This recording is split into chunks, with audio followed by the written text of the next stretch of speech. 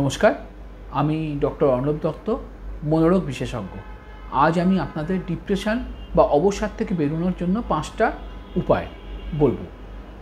প্রথম উপায় হচ্ছে আপনি কোনো থেরাপিস্ট, কোনো সাইকোলজিস্ট, কোনো সাইকিয়াট্রিস্টের কাছে যাবেন। কোনো পাড়ার দাদা, অফিসের লোক এদের কাছে আপনি যাবেন না, কারণ তাদের সেরকমভাবে এই বিষয় নিয়ে পড়াশোনা থাকলেও তারা কিন্তু প্রপার ট্রেন্ড নয়। দ্বিতীয় হচ্ছে ডাক্তারবাবু যদি কোনো আপনাকে মেডিসিন দেন, কোনো ওষুধপত্র দেন, সেটা নিয়মিত আপনাকে খেতে হবে। ভয় পাওয়ার কোনো কারণ নেই।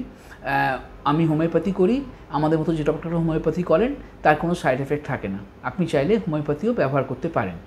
3 নম্বর হচ্ছে আপনাকে ঠিকমতো থেরাপিগুলো নিতে হবে। থেরাপি মানে কিন্তু কোনো মেডিসিন নয়। ডাক্তারবাবুরা যা যা বলবেন সেরকম কিছু আপনাকে কাজগুলো করতে হবে। 4 নম্বর হচ্ছে নেশা ছাড়তে হবে, কুনেশা। অনেক সময় দেখা যায় যে নেশার কারণে কিন্তু অনেক রকম মানসিক সমস্যা হয়। হ্যাঁ, একবারে হয়তো ছাড়তে পারবেন না, কিন্তু ওরও একটা প্রোটোকল ট্রিটমেন্ট আছে এবং ওরও একটা নির্দিষ্ট ছাড়ার সময় আছে, ওষুধপত্র আছে, সেটা আপনাকে মেনটেন করতে হবে। আর 5 নম্বর হচ্ছে আপনাকে সবসময় কথা বলতে হবে থেরাপিস্টের সঙ্গে। আবার 5 নম্বরটা প্রায় 1 নম্বরের মতোই সমান, কিন্তু 5 নম্বরের ব্যাপারটা হচ্ছে কি, ডাক্তারবাবু যবে যাবে সময় দেবে আপনাকে গিয়ে আবার মন খুলে কথা বলতে হবে, তবেই আপনি এখান থেকে বেরোতে পারবেন। আর এই বিষয়ে যদি আপনি আরও বিস্তারিত জানতে চান তাহলে আরও একটি বড় ভিডিও আপনাকে ফলো করতে হবে আমার। ধন্যবাদ।